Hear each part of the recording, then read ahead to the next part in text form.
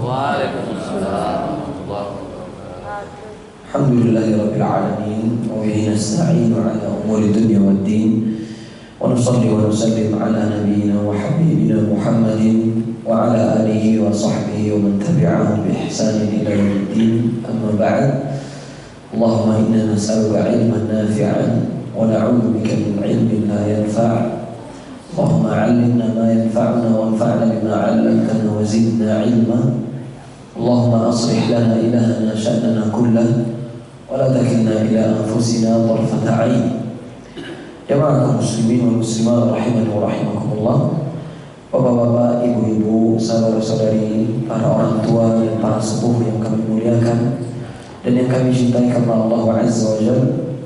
Kita bersyukur kepada Allah Subhanahu wa taala atas segala limpahan karunia yang telah Allah berikan kepada kita sehingga kita bisa berkumpul kembali di masjid yang semoga Allah berkahi ini di dalam rangka menunaikan ketakwaan kita dan ketaatan kita kepada Allah Azza wa Jalla, yaitu dengan sholat maghrib secara berjamaah, kemudian dilanjutkan dengan duduk bermajlis ilmu, yang mana dengan amalan-amalan tersebut kita memohon kepada Allah Rabbul Izzati wal Jalalah semoga Allah mudahkan langkah kita menuju surganya nanti, amin ya rabbal alamin.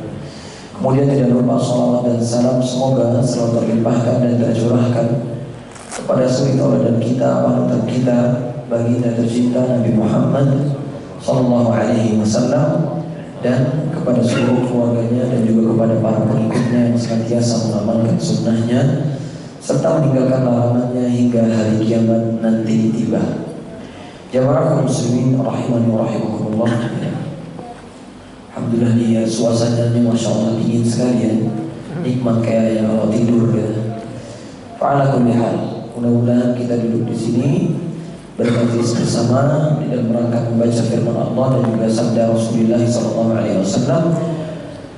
Dengan demikian Allah akan memberikan kita naungannya dan juga malaikat senantiasa menaungi kita, dan semoga Allah Subhanahu wa taala ampuni dosa-dosa kita dengan kita melakukan ketaatan dan amalan saleh, di antaranya menuntut ilmu syar'i.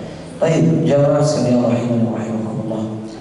Mungkin sebagaimana sudah diumumkan ya, pada kesempatan kali ini kita akan sedikit menyinggung sebuah hadis yang disampaikan oleh Nabi sallallahu alaihi wasallam, yang mana hadis ini memerintahkan kita untuk menjaga 6 perkara.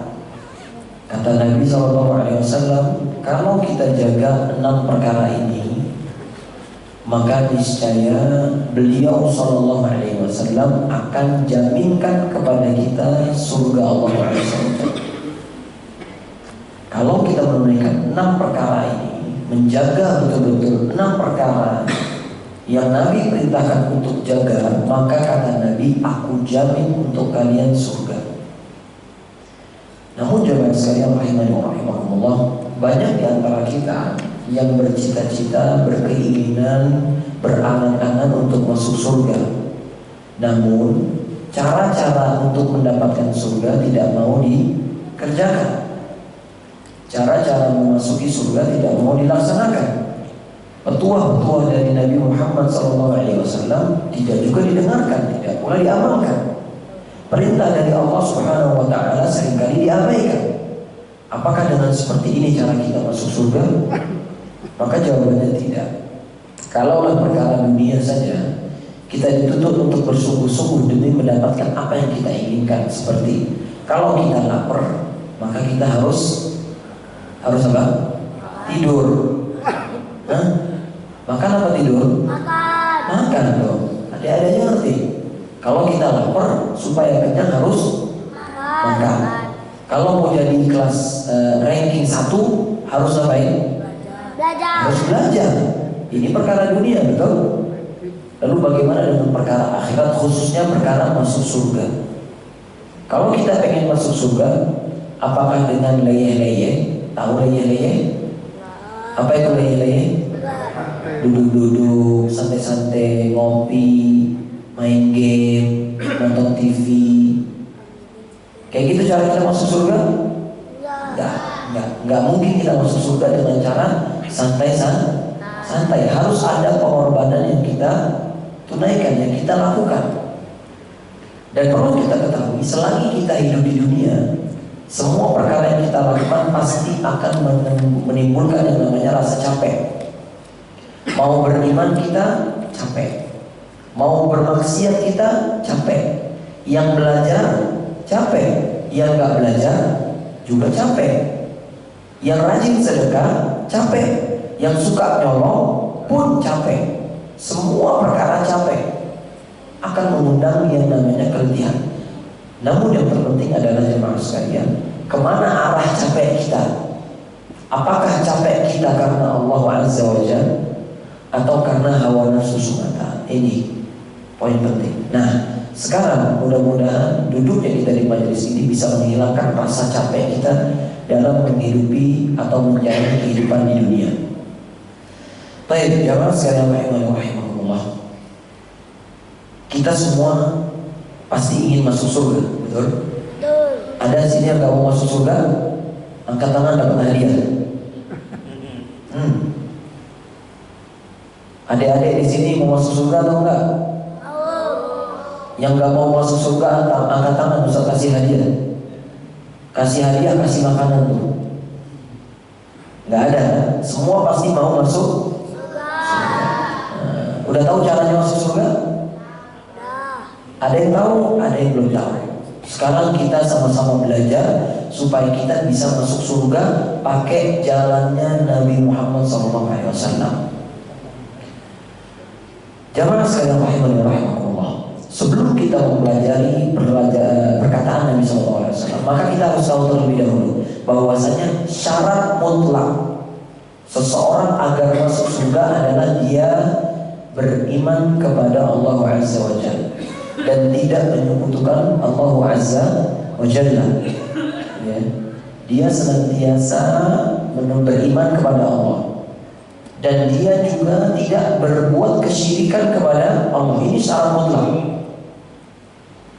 Jangan kita berharap kita bisa masuk surga kalau kita udah haji berkali-kali, udah nyumbang berapa triliun, udah sholat berjuta-juta rakaat, tapi masih ada kesyirikan di dalam hati-hati kita. Hati-hati.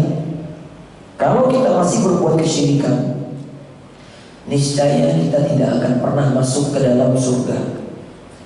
Karena syarat mutlak kita masuk surga, kita harus beriman dan tidak menyekutukan Allah. Karena Nabi SAW pun dilarang untuk berbuat kesyirikan. Kalau engkau berbuat kesyirikan, kata Allah Subhanahu Wa Taala, maka niscaya akan aku gugurkan seluruh amalanmu. Kata Allah Subhanahu Wa Taala kepada Nabi Muhammad. Lalu bagaimana dengan kita? Nah, ini syarat mutlak yang pertama. Maka kita harus betul-betul beriman dan tidak berbuat kesyirikan. Kemudian syarat mutlak yang kedua juga di antara agar cara kita bisa masuk surga, yaitu kita menunaikan sunnah-sunnah Nabi SAW, atau dalam arti lain kita beribadah sesuai dengan perintahnya Nabi Muhammad SAW. Kalau kita beribadah tapi ala gue, Ustaz yang penting kan ini baik Ustaz, nggak bisa. Kita ibadah nggak boleh ngarang. Yang namanya ibadah itu butuh dalil, butuh petunjuk dari siapa? Nabi Muhammad SAW. Ya, dan hadisnya sudah banyak.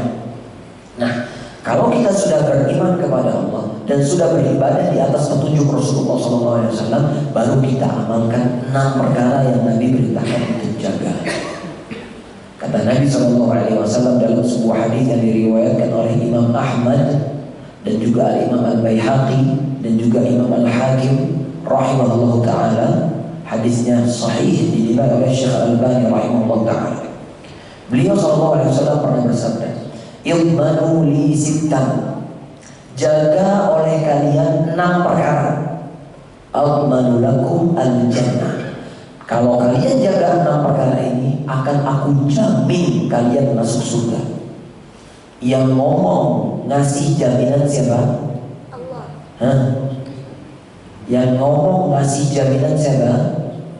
Rasulullah SAW. Kita sebagai umat Islam, kita harus beriman kepada siapa? Allah, dan beriman kepada Rasulullah.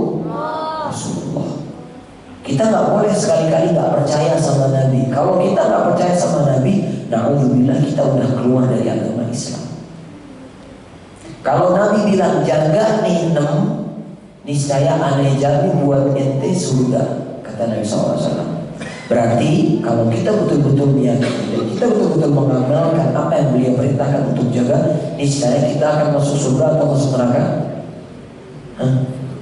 Masuk surga atau neraka? Masuk surga. Masuk surga. Nah, 6 perkara yang Nabi perintahkan kita untuk jaga. Yang pertama, usduqu idza haddatstum. Berucaplah kalian dengan ucapan yang jujur apabila kalian berbicara. Maksudnya bagaimana Ustaz? Jangan ngibul. Jangan ngibul. Kalau kalian mau masuk surga, kata Nabi, jaga tuh omongan, jangan sampai ente bohong atau ngibul. Ini syarat yang pertama yang kita harus jaga. Kita sebagai seorang muslim tidak pantas untuk berdusta, dan tidak boleh sekalipun kita untuk berdusta apapun yang terjadi. Kenapa demikian? Karena kata Nabi SAW, wa innal kadhiba yahdi ilal fujur, wa innal fujura yahdi ilan nar. Sesungguhnya kebohongan, kedustaan itu mengantarkan kepada perbuatan kemaksiatan, dan perbuatan kemaksiatan pasti akan mengantarkan kepada neraka. Maka hendaknya kita tidak berdusta di dalam kita bermuamalah apapun yang terjadi. Kalau kita menjadi seorang orang tua, jangan bohongin anak kita. Rajin-rajin belajar. Kalau ente ranking 1, aneh ajak ente umroh. Ngomong sama anaknya. Anaknya udah belajar susah payah, siang malam dia belajar. Giliran udah ranking 1, ditagih sama anaknya, "Mbak, ini udah ranking 1 nih Mbak, ayo umroh." Waduh, kata siapa? Enggak, bohong. Mana ada, ngarang-ngarang tuh. Itu gak boleh. Jangan bohong. Kita bergaul sama teman, kita ngumpetin sendal teman, padahal kita yang ngumpetin. Terus kita bilang, atau teman kita nanya, sendal lo mana? Terus kita bilang apa? Mana gue tahu. Lalu taruh mana tadi? Bohong lagi. Sama, gak boleh. Apapun yang terjadi, kita sebagai seorang muslim tidak pantas untuk berdusta atau berbohong. Ingat, setiap kalimat yang kita ucapkan akan dimintai pertanggungjawaban oleh Allah Azza wa Jalla. Apapun itu perkataan kita. Ya. Maka yang pertama, kalau kita pengen masuk surga, jangan bohong. Ini yang pertama. Kemudian yang kedua yang Nabi perintahkan kita untuk jaga, wa aufu idza wa'adtum.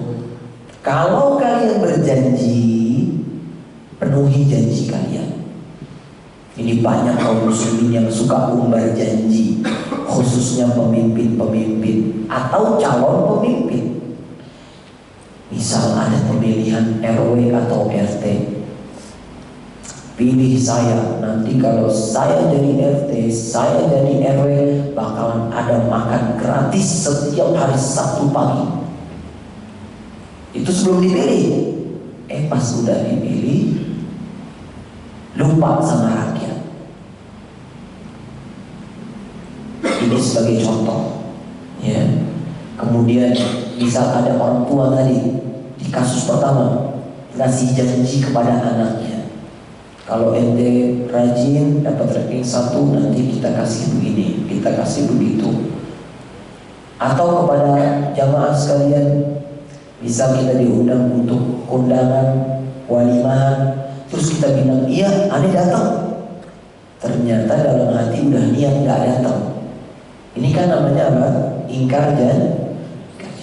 Dan banyak yang seperti ini.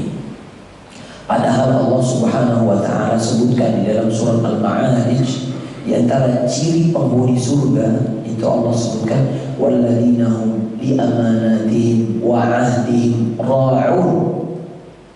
Ciri-ciri penghuni surga yaitu mereka yang dengan amanat yang mereka emban dan juga janji-janji yang mereka ucapkan itu mereka pedulikan, enggak mereka abaikan.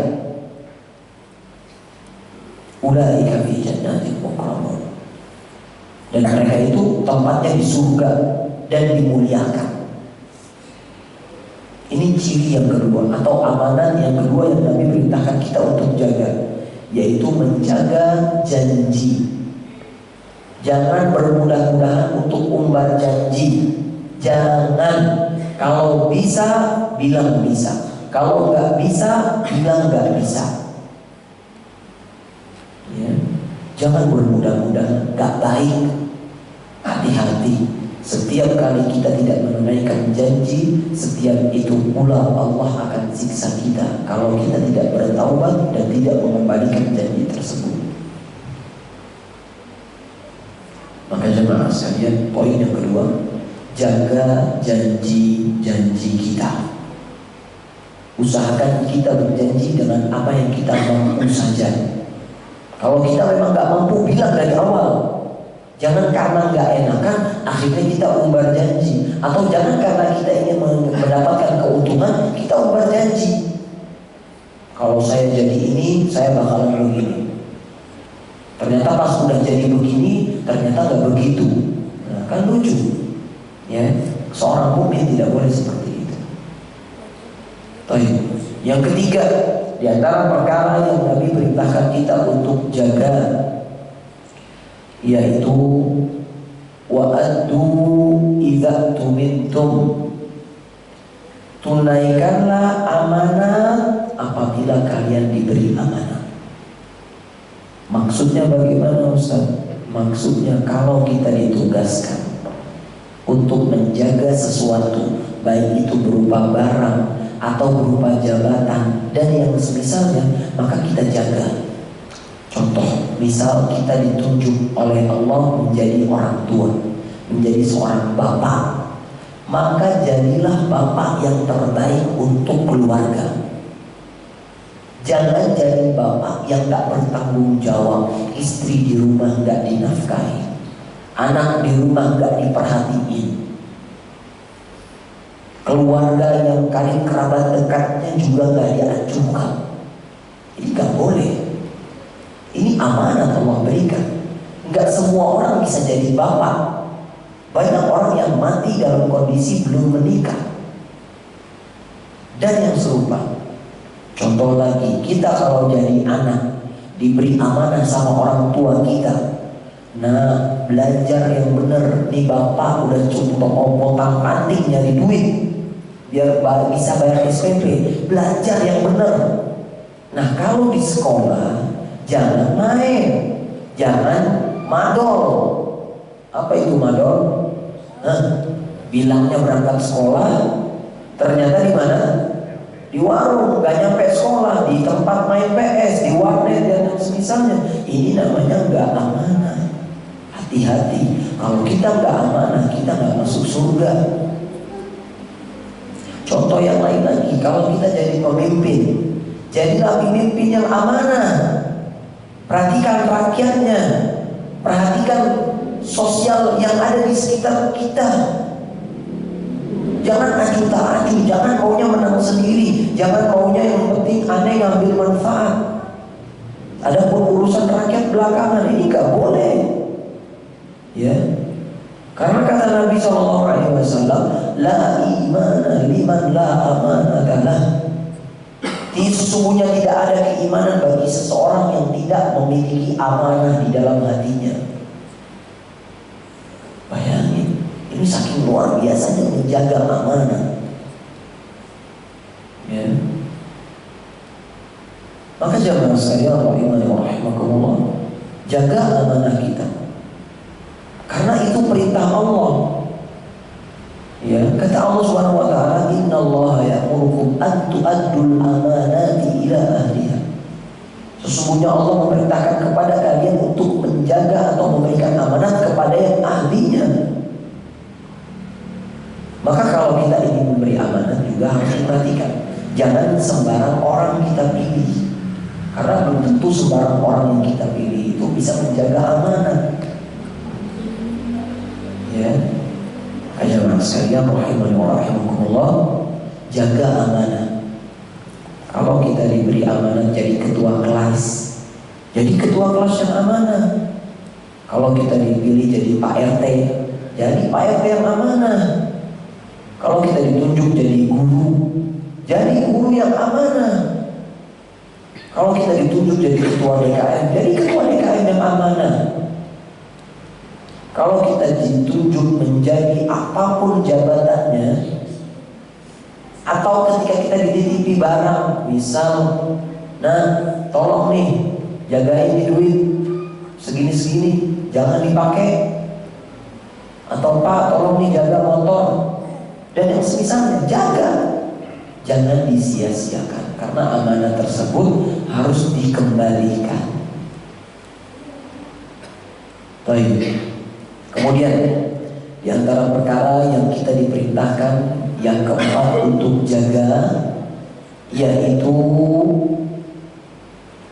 wahfazu furujakum, jaga kemaluan-kemaluan kalian. Maksudnya bagaimana, Pak? Maksudnya jangan zina. Jangan zina.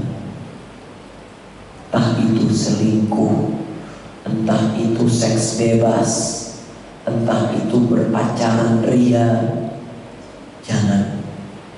Karena di antara ciri-ciri penghuni surga adalah mereka yang menjaga kemaluannya.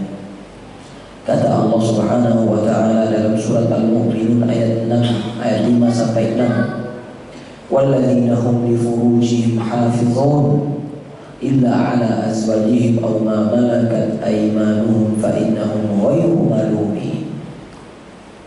Di antara ciri-ciri orang beriman adalah yaitu mereka yang menjaga kemaluannya, kecuali kepada istri-istri dan juga budak-budaknya, karena yang demikian tidaklah dicela. Maka jamaah sekalian rahimani wa rahimakumullah, khususnya kepada para bapak nih, saya sampaikan pesan, jangan rela anak bapak sampai berpacar-pacaran. Jangan. Karena pacaran itu adalah pintu utama dari seseorang berbuat zina. Kalau kita punya anak perempuan, ya Allah, kata Nabi SAW, barang siapa yang bisa menjaga dua anak perempuan, merawat dengan baik, niscaya akan aku jamin untuknya surga. Maka bapak-bapak yang punya anak perempuan, jangan biarin anak bapak pacaran. Jangan mau sebelum penyesalan datang. Karena yang namanya penyesalan datangnya kapan? Di akhir, bukan di awal. Di awal gak bakalan nyesel. Ya, yang namanya di awal itu pendaftaran, bukan penyesalan. Ya, nyesel itu belakangan datangnya. Kalau udah seks bebas, udah hamil duluan, nah baru nyesel. Padahal dari awal udah diwanti-wanti, jangan pacaran. Karena yang namanya pacaran itu pintu utama dari perbuatan zina. Ya. Sama juga kalau bapak punya anak laki-laki, nasihatin jangan pacaran. Nah, kalau kamu pengen sama cewek, nikah. Kalau nggak siap untuk nikah, puasa. Itu cara yang dianjurkan oleh Nabi SAW. Dan kita sebagai seorang yang sudah menikah pun juga demikian. Jangan zina. Kalau sudah punya istri, jangan zina dengan orang lain, jangan selingkuh. Jangan, berat pertanggungjawabannya di sisi Allah. Padahal kita sebagai laki-laki sudah diberikan kelonggaran, Pak. Dikasih berapa slot? Dikasih 4 slotnya, Pak. Sebenarnya kita nggak ada alasan untuk selingkuh, ya. Tapi itulah syaitan dan godaan-godaannya. Maka jaga kemaluan kita, khususnya dari perbuatan zina, ya. Karena di antara ciri penghuni surga yaitu mereka yang menjaga kemaluan. Baik, yang ke berapa? Yang kelima. Wa ghuddu absarakum, dan jagalah atau penglihatan kalian. Jaga pandangan, khususnya di zaman yang penuh fitnah ini. Masya Allah, HP di tangan, yang kita lihat belum tentu orang lihat, dan kita bisa melihat apa saja yang mau kita lihat. Mau kambing warna merah, mau kambing warna hijau, mau cewek warna putih, mau cewek warna kuning, mau cewek warna hitam, apapun bisa kita lihat dari alat komunikasi yang kita miliki. Namun kita juga harus ingat bahwasanya Allah adalah Zat yang Maha melihat.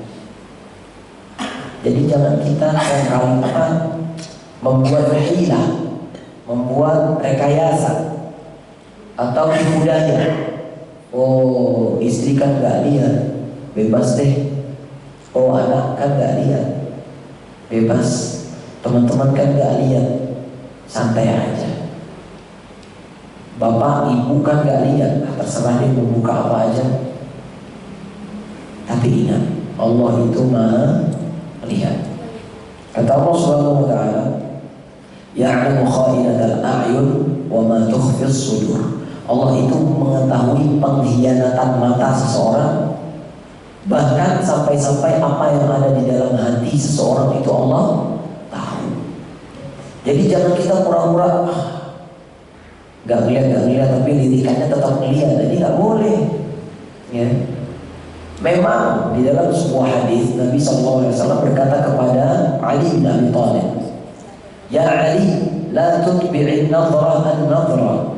Wahai Ali, jangan engkau ikuti pandangan pertama dengan pandangan berikutnya. Fa inna laka al-ula wa laysat laka al-akhirah. Karena sesungguhnya yang pertama engkau lihat itu boleh, tapi yang setelahnya enggak boleh lagi. Diampuni sama Allah. Misal kita melihat ternyata di pinggir jalan ada perempuan, kalau Allah pakaiannya kurang, ya, kita lihat pandangan pertama itu boleh, tapi harus langsung dipalingkan. Jangan pandangan pertama Ustaz, ikut, ini pandangan pertama Ustaz, diikut itu, ini nggak boleh. Itu Nabi larang. Adapun pandangan pertama itu maksudnya ketika pertama kali melihat langsung, atau langsung istighfar, langsung memalingkan pandangan, ini baru dibolehkan. Sampai-sampai Nabi SAW pernah diriwayatkan itu melihat anak dari Abdullah bin Abbas bernama Fadl. Fadl waktu itu lagi melihat perempuan, sampai-sampai beliau pegang kepalanya diputar. Bayangin. Sini, jangan lihat. Itu Nabi.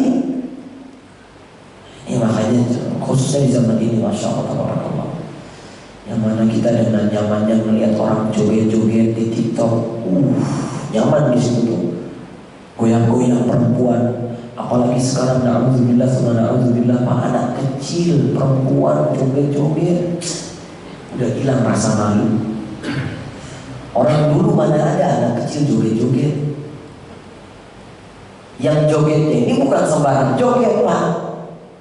Bapak tahu sendiri, jogetannya itu bukan joget adat lagi, dan bukan adat kita, adat orang luar negeri, orang barat, alhamdulillah. Dan mereka bangga dengan itu. Dan kita sebagai orang tua, kalau kita tahu anak kita goyang-goyang, hati-hati. Harus kita nasihati, harus kita marahi, jangan kita biarkan. Ingat, setiap bapak selagi dia punya anak, maka dia akan bertanggung jawab atas anaknya tersebut. Jangan dibiarkan, ya. Penting ini yang namanya menundukkan pandangan. Karena sebagaimana pepatah orang Indonesia, dari mata turun ke dari mata turun ke hati. Pertama melihat dulu, lama-lama kepikiran, ya.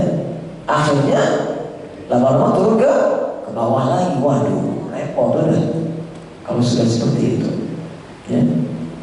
Maka yang kelima, jamaah sekalian rahimani wa rahimakumullah, jaga pandangan, khususnya kepada para anak muda nih, ya, anak-anak muda Ya, meskipun yang tua juga harus berhati-hati. Ya, di Facebook, di Twitter, di Instagram, di TikTok apalagi. Jangan melihat aurat wanita yang bukan mahram kita. Jangan. Karena setiap penglihatan kita pasti akan dimintai pertanggungjawaban. Dan berat nanti kalau kita nggak bertanggung jawab atas apa yang telah kita lakukan. Ya. Baik. Kemudian jemaah sekalian rahimani wa rahimakumullah.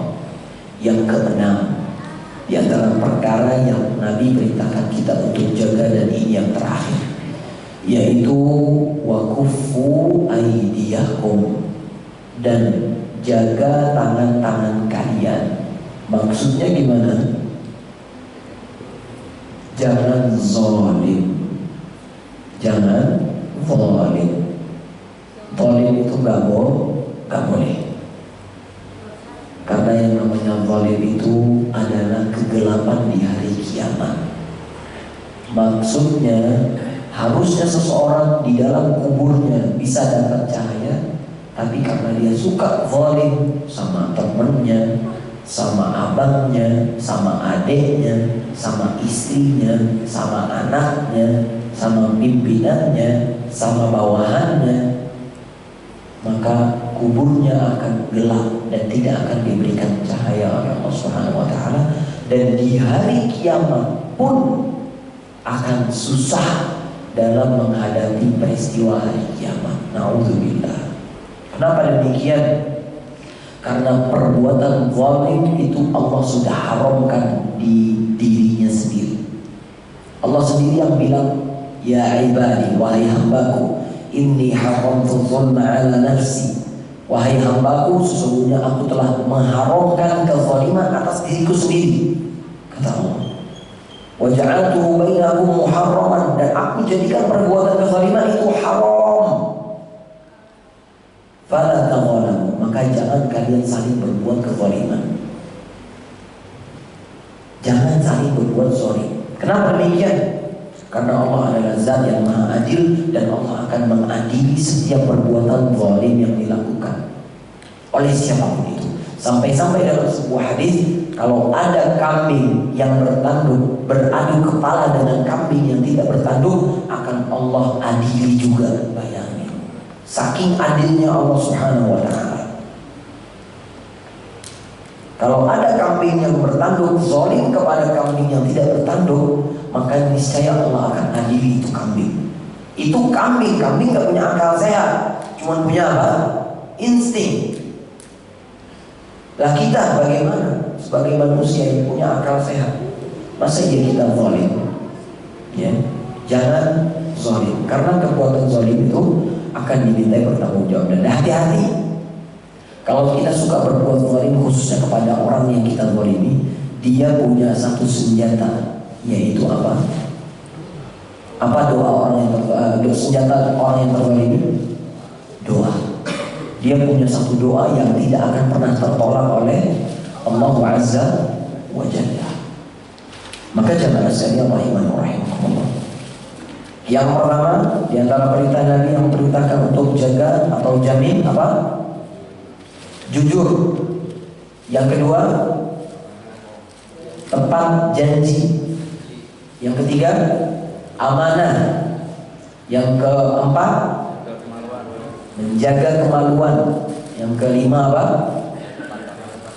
Menjaga pandangan. Dan yang keenam, jangan zalim. Kalau kita bisa jaga 6 perkara ini, niscaya Rasulullah akan jamin untuk kita agar kita masuk surga Allah Subhanahu wa ta'ala. Demikian jemaah sekalian, semoga yang sedikit ini bisa bermanfaat untuk diri kami pribadi dan untuk jemaah sekalian. Kurang lebihnya kami mohon maaf. Kalau ada yang bisa menyebutkan dari anak-anak 6 perkara yang tadi Ustaz sudah bilang, akan Ustaz kasih hadiah. Ada hadiah nih di dalam sini. Yang mau hadiah angkat tangan, sebutin 6. Kalau nggak bisa 6, 3 3 perkara yang Nabi perintahkan kita untuk jaga. Nyimak nggak atas tadi? Ayo, 3 perkara yang Nabi perintahkan kita untuk jaga. Ada hadiahnya. Yang bisa jawab. Ayo, angkat tangan. Tadi kan Ustaz nyebutin 6. Ustaz cuma minta 3 deh. 3 aja. Apa?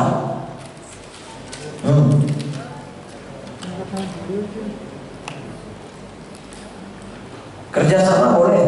Yang penting jawab cuma 1. Yang jawab cuma 1 orang.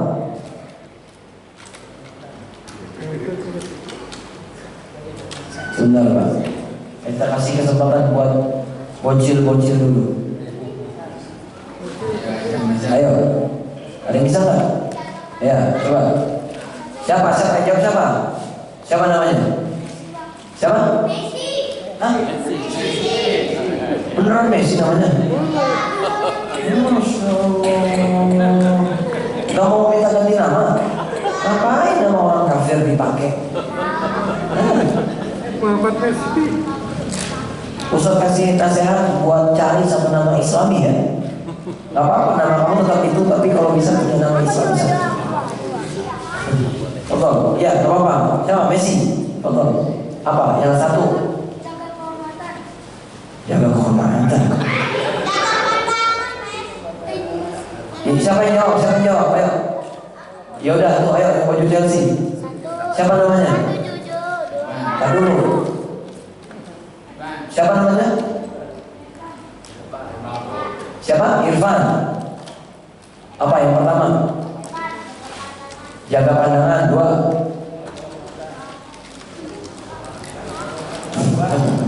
Saya. Ya, betul. 1 jujur. 2 tidak boleh bohong. Tidak boleh bohong. Ya, saya itu sama-sama gue sama dong. 3 amanah. Yang kedua, ganti yang kedua. 1 jujur berarti tandanya nggak boleh bohong. Awat perempuan. Hah? Menjaga pandangan, itu kan menjaga pandangan. Yang ketiga apa? 1 jujur, 2 jaga pandangan, 3 Amanah. amanah. Barakallahu fiik. Siapa namanya? Razik. Apa? Razik. Siapa? Razik. Razik. Masya Allah. Tafadhal Razik sini. Maju depan. Ustaz kasih hadiah. Silakan. Lumayan pakai peci. Ya.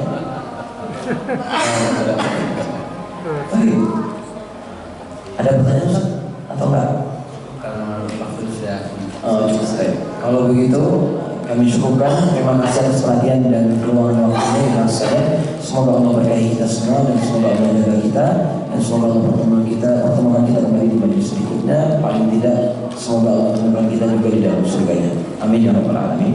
Subhanakallahumma wa bihamdik, asyhadu an la ilaha illa anta, astaghfiruka wa atubu ilaik. Assalamualaikum warahmatullahi wabarakatuh.